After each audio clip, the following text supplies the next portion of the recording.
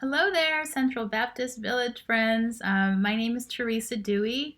I work as the art therapist on staff here, there.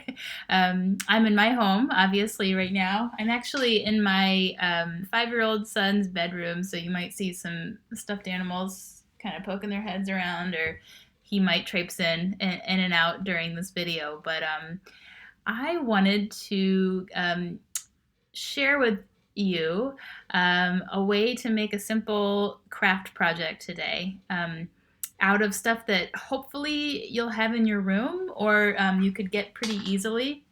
We are going to make hand stitched booklets or hand stitched books. And we're going to make them out of just supplies that we might just have hanging around. So I'll show you what you need. If you have just regular white, it doesn't have to be white. If you have regular paper, this is just 8.5 by 11 printer paper. It could be this size paper. It could be a notepad that you have laying around. It could be a notepad of this size that you have laying around. It does not matter. The thing that does matter is I hope you have a couple of sheets of them, so 2 or 3 sheets. So that's something you'll need. I'm going to set that to the side. If you have scissors, this would be very helpful. If you don't have scissors, perhaps you are accustomed to just like that licking and ripping system I do quite a bit with paper. Scissors would be helpful if you have them, any size. This might be a trickier thing to find, but one thing that you will need is something to poke a hole with. So I have can you see that? I have a thumbtack. You'll need a thumbtack, or if you don't have a thumbtack, probably a sewing needle would work. I also have an awl, AWL. Can you see that? An awl. Something that will poke a hole through paper. So it doesn't have to be like super sharp, but something that's gonna make a hole for you, a uniform size hole. If you have a pencil or pen or whatever, something to mark with handy, that will be useful. If you have a ruler or a straight edge of some kind, you will need that.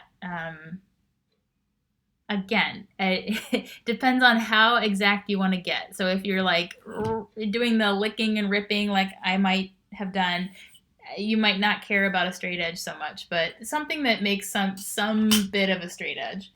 And then I just have like my sewing kit here with different colors of embroidery floss, as you can see. So you don't need all this. I'm simply just going to pick one color for today. And so you just need one thread, one kind of thread. It could be this kind of thread. It could be, I don't have any near me, but it could just be regular, a spool of sewing thread. So you'll need thread and you'll need a needle, which I have in my pin cushion here. I'm just going to stick that here for safekeeping. So I think that's all you're going to need. And then if you have, I don't want to call it garbage, but if you have like some sort of packaging in your room, this is not product placement, I promise, but I have an old box of elbow macaroni. I have the packaging I'm going to use from that. I have an old magazine that I am ready to throw out. So just something that has kind of like a hard, or I shouldn't say hard, stiff body to it. So like a magazine cover or a cereal box or a tissue box or something that's going to be a little stiffer. So you'll need that too. I think that's everything. And bear with me, this is the first time I've done some sort of art instruction in a video form where I don't have you sitting right in front of me. I guess you are sitting in front of me now, but I don't have the benefit of asking you like, does this make sense? Should I slow down? Should I repeat? So I hope this goes well, but please, if you have feedback for me or if you have things that you want to learn to make, let me know. The best way to probably get that information to me is to talk to the staff that come into your room, perhaps some life enrichment staff or any staff that you see, and just let them know that you want to let Teresa, the art therapist, know what you'd like to work on. So we'll get started. I'm just going to take this white paper that I have. And I was just thinking, if you have like old mail in your room that you're just ready to throw away, old letters, I have a ton of just paper all over the place that tends to collect. You can use that paper as well. This is an artistic book, and so even if it has typing or something on it already, you can still use that. And maybe you want to make art on top of it. So to me, it really doesn't matter what you use. But I do have very pristine white paper today, so I'm going to use that. So first what I'm going to do, this is not an exact science, but I'm just going to fold these papers in half, these pages in half, just one by one. And then I'm going to cut down the middle of them. So I'm just folding them in half. And I guess if this were like a fancier TV show or video, I would like be fast forwarding through this part. You wouldn't see me folding every single sheet of paper. But alas, it is not that kind of show. So I have my 3 sheets of paper, and now I have a crease down the middle. I'm going to use that as my line to cut.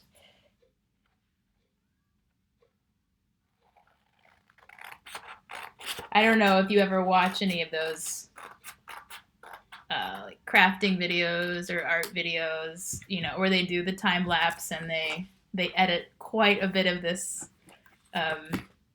how-to stuff out. But I always find myself like, oh, wait, I gotta rewind. What were they doing? How did they do that? Or I watch a lot of sewing videos online, and I have lately been watching a lot of sewing videos. To see how to make face masks, and I have to rewind all the time. So anyway, you have the benefit of watching this all happen very slowly. So here I have 3 sheets of paper cut out to the same size. I'm just going to fold these in half now. So now this is the size, roughly the size of the pamphlet or the book that we're going to make. So it is an artist book that we're making, but the name of the stitch that we're using, so the name of the binding that we're using is called a pamphlet stitch. And you'll see it's just a very, very simple stitch. You can even make this out of fabric. So, after you learn the basics, how to do this with paper, if you have fabric or felt or flannel or, I don't know, any wool, anything, any old clothes that you're thinking about tossing, this would be kind of a fun thing to make, especially for kids, little gifts to make, and they're really easy to do with fabric as well. So now that we have that folded in half, so it was 3 pieces of paper, and now they are folded in half to make 6 pages. We're going to put that to the side. And I am going to grab that magazine that I was talking about. I'm just going to rip the cover off. That's the part I like the best.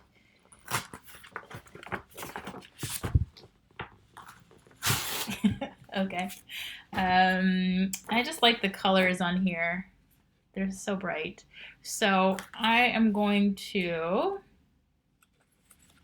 kind of eyeball this. Like if this were the inside of my book, these are the pages in my book, then how big of a cover do I want? Just gonna look at this and try to capture what it is I like the most about it, color-wise. Yeah, and I think I'll just end up folding it in half. Doing a lot of folding in half. I should mention, if any of you have a tool called a bone folder, that this would be a very, very useful time for that. A bone folder, if you've never seen it, is just a short utensil, I guess. It's kind of smooth and it helps to flatten out paper. Again, we're not doing anything that needs to be like super, super crisp or super exact today. Although, if that's your taste, like if you like super crisp and super exact, then yeah, then maybe a bone folder would be helpful. If you don't have a bone folder, you can always use the blade of your scissors, or you can even use your ruler as well. So I folded this in half. The white pages fit pretty nicely in there, and I'm just going to use my straight edge, my ruler here to cut the rest of this off. So I'm gonna, actually, can I show you what I'm doing? Let's see. Wow, okay, here we go. This is a miracle of modern technology. I'm gonna, I don't know if you can see this line.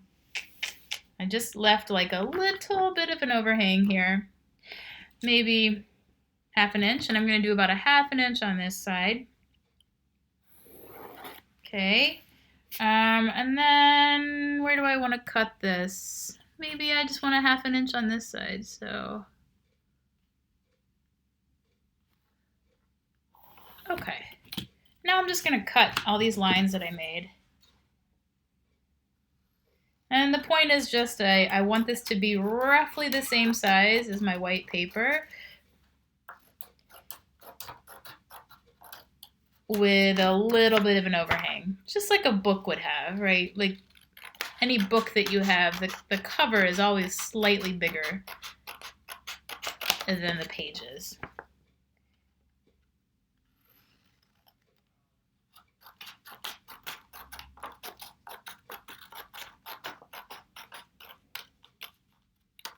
Okay. Almost there. I guess I'll hold it so you can actually see what I'm doing. All right. Okay, so like I was saying, none of this is going to be very exact. I've already got some kind of jagged edges here, but that is the size of the cover, and this is the size of the pages. So you can see there's that little bit of an overhang. Gosh, white on white. I couldn't have made it more confusing, huh? But there's about a half inch around the edge. Here, this is an easier way to show you that half inch.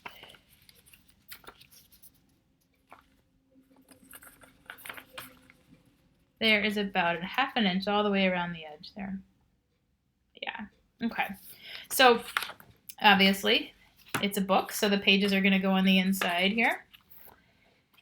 Now, what we'll do, I'll move this out of the way. What we'll do is we'll use that handy thumbtack we were talking about, or maybe you have a sewing needle, or maybe you have an awl hanging around, which I do. I probably need to do something about having this awl in my kitchen. It's constantly in my kitchen. I don't know why. Like I said, I have a 5-year-old. Luckily, nothing's happened with it yet, but I should probably put it up somewhere. I'll make a note to myself. All right, so now that you have your paper inside of your book jacket, book cover, we're simply going to eyeball where's the middle of this page. I don't know, here? I don't know. I'm not big on measuring it, if in case you can't tell. I'm taking this thumbtack. Let's see. Can you see that? I'm taking the thumbtack, and I am just gonna pierce it through the middle, the center of the spine. So I've just put it through the middle. You can maybe see there's a hole there. Yeah. And I'm gonna do that again about, oh gosh. I'm gonna do that again maybe about here-ish. And I'll show you. Okay, so can you see that? So here's one hole, gosh. Here's one hole. Here's the other. And I'm going to do one more on the other side. So three holes all together. And I'll try to show you again. I'm just eyeballing. If I measured these, none of these are exactly equidistant from each other. But you can see 3 holes, I think. Yeah. Here, let me use the awl that I kept talking about. You can see the 3 holes here, here, and here. All right, now we're gonna take our thread. Again, if this were a fancy show, I think my needle would be threaded by now, but it's not. So we're gonna thread together. Grab your thread. What color should I use? Let's see. This is where you get to make some really fun aesthetic choices. This is gonna be the cover. It's like blue. I think I'm gonna use a bright pink just for some contrast. So, oh, I guess it sort of matches my necklace here. Maybe I have pink on the brain today. Actually, yeah, I can see like the neighbors have these really beautiful azaleas, pink azaleas out, and those are definitely on my mind. How much thread do you need? I'll tell you. If you measure against the spine of your book, I would measure about 3 times that. So here's my book. I'm just gonna do like 3 times the length of the spine. 1, 2, and 3. Again, I'm not doing any exact measuring. I know someone out there is rolling their eyes at me because somebody out there likes exact measurements. Like my dad would be rolling his eyes right now, but I'm just throwing caution to the wind and I'm just eyeballing this whole thing. Here we go. So I happen to be using embroidery thread or embroidery floss, which if you've ever used that, you know you have to separate. So I'm doing that. And if you don't have to separate your floss or your thread right now, this is just giving you more time to find your supplies. So it's all part of the master plan. All right, here's my pink thread. And now I just have to find my needle. Oh my gosh. What did I do with that needle? Here it is. Whew, again, did I mention I have a small child in this house? All right, I'm gonna put the needle, thread the needle. Let me give it a little snip. Okay.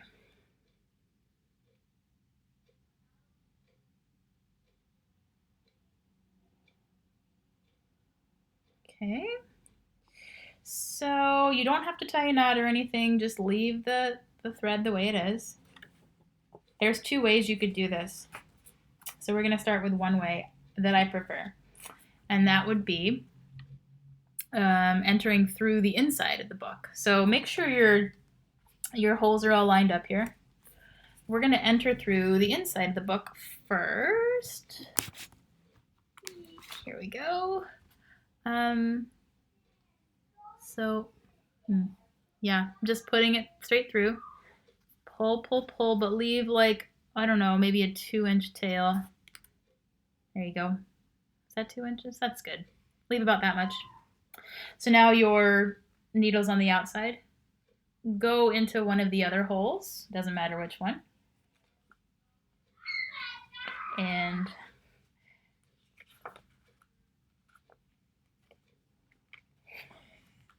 see, I'm trying not to make this look easy. That's the plan. All right, so we'll enter through another hole here. All right, can you see that?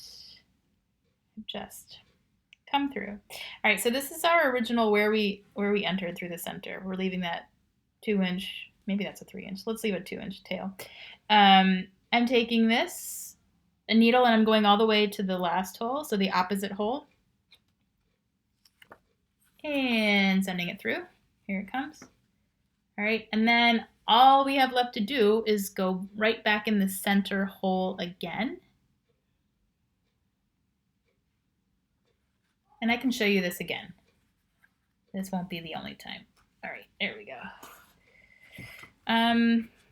When you enter back in that center hole, you now will have that tail that you left along with another tail, right? And then we're just going to, let me get the needle out of here. We're just going to tie tie a knot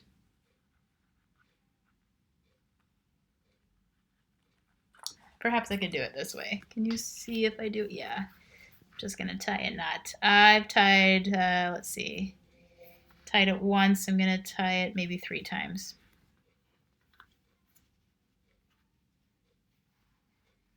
Just to give it a secure knot. So you can tie it as, or pull it as tight as you want. There we are. So that's that. Now, of course, you can snip this. There's just a lot hanging off. So you can snip it. I like to leave just a little bit of a, I don't know, maybe a 1/4 inch of the thread, just as something decorative. So you can see there's just a little bit left. And then, yeah, really easily, you have a book. You have a book that has a cover and pages and a back cover. And it's handmade, and you can do whatever you want with this. You can now use this as a journal, as a sketchbook for yourself. You can, you can keep a log of what's been going on while you've been indoors. You can make this as a gift for somebody or as a card for somebody, maybe like a card with many, many, many pages.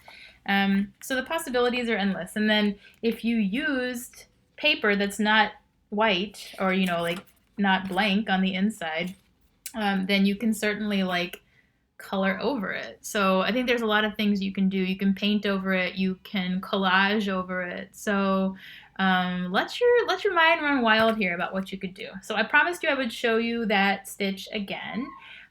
So let me do exactly that. I'm going to cut this out.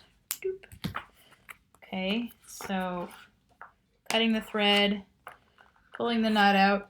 I just want to show you one more time how to do that pamphlet stitch.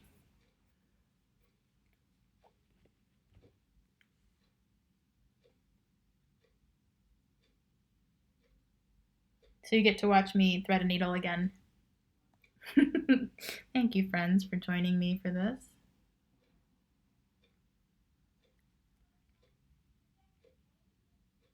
And I know someone out there is wondering why I'm not using one of those needle threaders. Or is there a fancier name for those things? I don't know. My gosh, okay. Maybe I'm starting to wonder that too. Oh my gosh. I will get it. I will get it. Okay, here we go.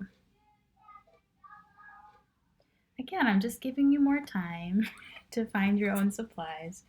So we're going to do we'll do the opposite thing this time. So last time we entered through the inside. So this time we can enter through the outside. And then you can decide what you like better. So I'm entering through the center hole. I'm going to leave a tail. Here we go. Hope you can see that. Yeah, I'm leaving a tail there. Turning it around. I'm going to enter through either hole on the side. It doesn't matter which.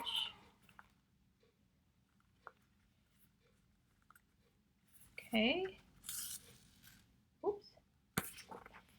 Gotta get that tail back. I'm going to go back to the opposite hole. There we go. Okay.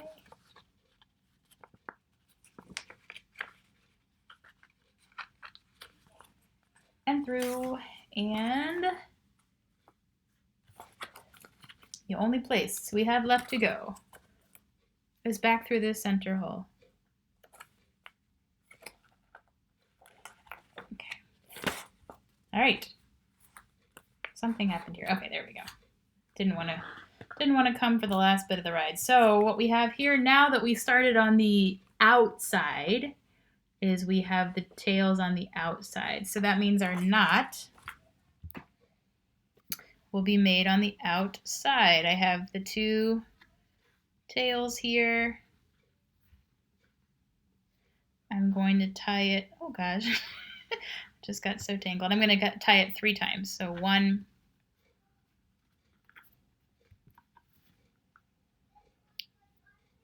2,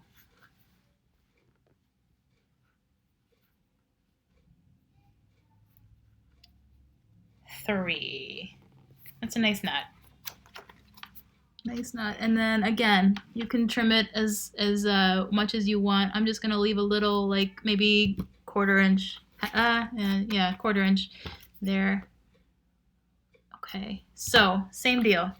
It just depends on how you like how you want this to look. Do you want the knot to be on the outside or the inside? So that's it. That's your pamphlet stitch artist book. Again, you can do whatever you want with this. I did grab, like I said, I grabbed some packaging. You could do the exact same thing with this, and I will just very quickly, I won't make another book, but I'll show you just really quickly using the lines. Ooh, using the lines on the packaging.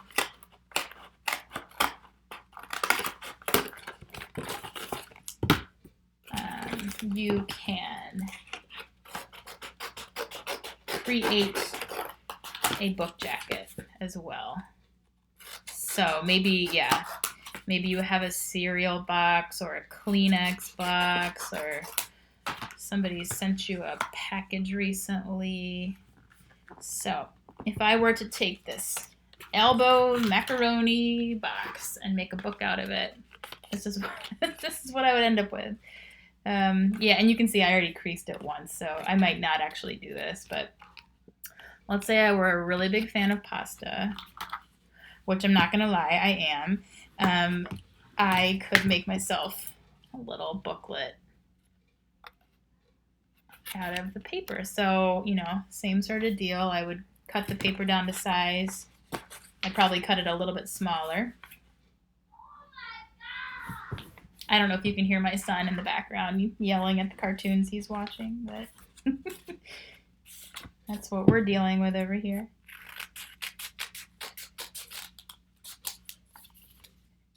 Okay. All right, so I just cut the paper down, again, leaving a little bit of an overhang. It's my book about gluten-free pasta. And that's what it would look like on the inside. And again, if I wanted to make this into a booklet, I would do that same stitch. Just make 3 holes with your thumbtack or your needle and sew in and out. So again, just starting in the center hole, going to an outside hole, going all the way over to the opposite hole, and then coming back through the center. So I hope you've enjoyed this, and I hope you find a way to use these books. I think, you know, if nothing else, it's a nice way to pass the time. These books are really easy to make, quick to make, and the beauty of it is if you figured that you did it wrong the first time, you just cut the thread out and start over. They're really easy to redo, very forgiving that way. So I hope you have fun with these, and I will see you again soon. Have a beautiful day. Bye, friends.